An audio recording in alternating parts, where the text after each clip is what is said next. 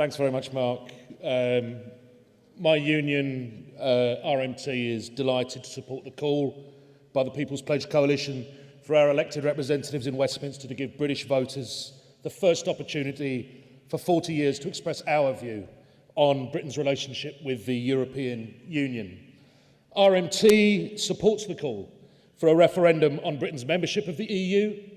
My union's agreed policy since our 2010 annual general meeting has been to campaign in support of a full UK withdrawal from the European Union.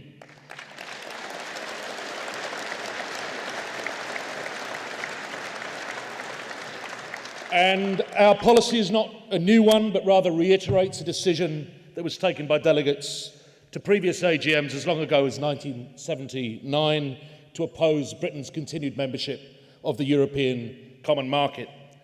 And this position has been vindicated, in my view, time and time again since then.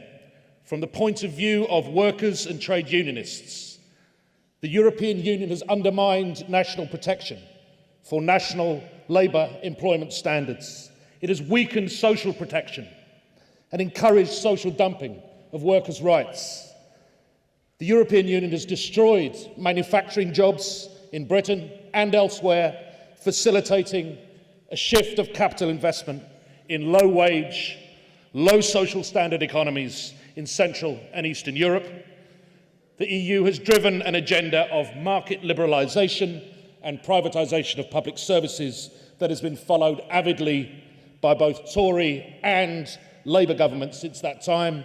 And most recently, the EU has decreed that the EU's four fundamental freedoms, the free movement of labour, capital, goods and services, override the decisions of national courts, national parliaments and elected governments, which will lead a race to the bottom as workers across the European Union scramble for a declining pool of jobs for worse and worse pay and conditions.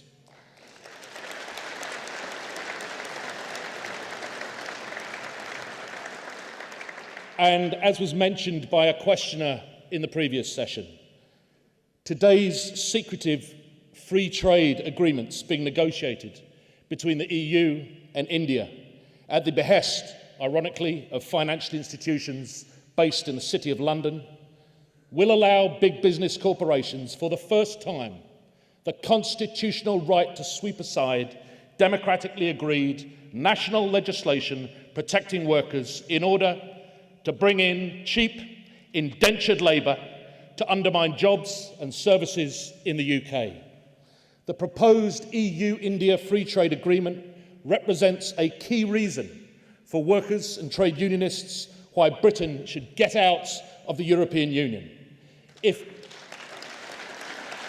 any national government in Europe or at any time in our country's history had tried to negotiate a so-called trade deal to reintroduce bonded labour into Britain's labour market, there would have been an outcry against it such as we haven't heard for decades. At the very least, a full public debate would have ensued in which corporate bosses could have explained to the rest of us their vision for an economy where workers compete globally for bargain basement wages. And yet, under the auspices of the Lisbon Treaty, the European Union is negotiating external EU trade policies which will be binding on all member states and which will have the most severe implications for UK workers.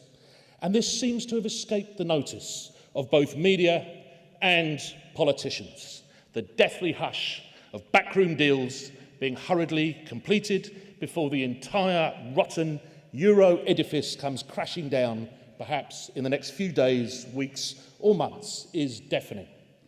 The EU drive to liberalise international trade is not just about lowering cross-border tariffs and subsidies on trade in goods.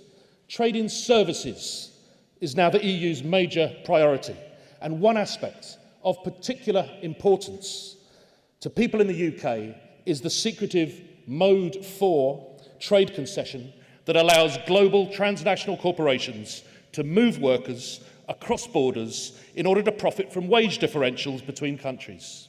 The EU's Mode 4 concessions allow transnational corporations to bring cheap labour into the EU and specifically into the British labour market. The Trade Commission of the European Union includes Mode 4 offers in all of its external trade deals, and yet there is no public discussion on this anywhere in Europe, and its significance has only recently been grasped by the TUC here in Britain, because it is hidden by the smoke and mirrors of the EU's unaccountable bureaucracy, irrelevant legislature and undemocratic executive. Workers in Britain need public information and debate on the secretive EU external trade agenda, and we also need a referendum on Britain's European Union membership.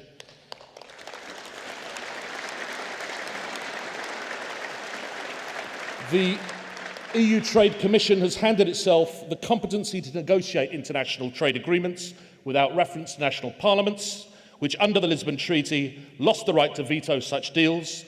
Those who support Britain's EU membership are certainly coy about bringing these facts to public attention. Lord Mandelson of Foy, who initiated the current EU trade negotiations, David Cameron and Vince Cable, whose first foreign policy initiative after the last general election was to lead a high-profile business delegation to India in July 2010, don't seem to want to discuss the EU-India trade deal or Mode 4.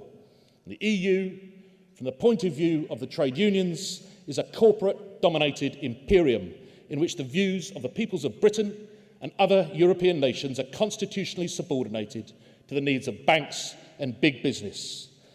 The present collapse of the single currency marks the destruction of an enormous imperial conceit and brings to mind the words of Shelley, "My name is Ozymandias, King of Kings, look on my works ye mighty, and despair, nothing beside remains. Round the decay of that colossal wreck, boundless and bare, the lone and level sands stretch far away." The task of demanding a democratic voice over Britain's EU membership for the first time in 40 years is an absolute necessity for working people in Britain today. Thank you very much.